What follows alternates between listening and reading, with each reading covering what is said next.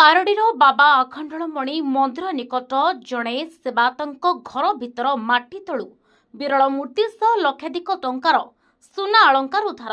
घटना को लोकलोचन को न आनी चपाई देवाक उद्यम चलुवा बेले मुह खोली उद्धार करिथिबा पंडित नरोत्तम मिश्र।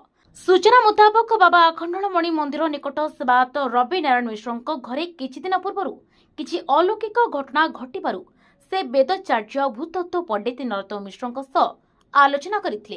ताको निर्देश क्रमे सेवायतों घरे पूजा पाठ होमयज्ञ करा।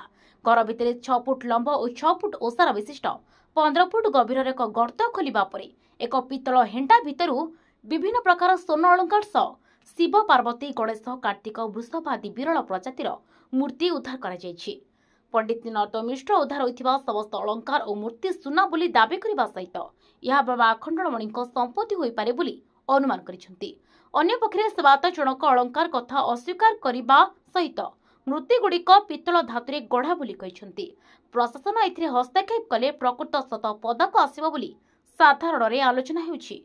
धामनगर फिरोज साहंक रिपोर्ट, लोकभाषा लाइव।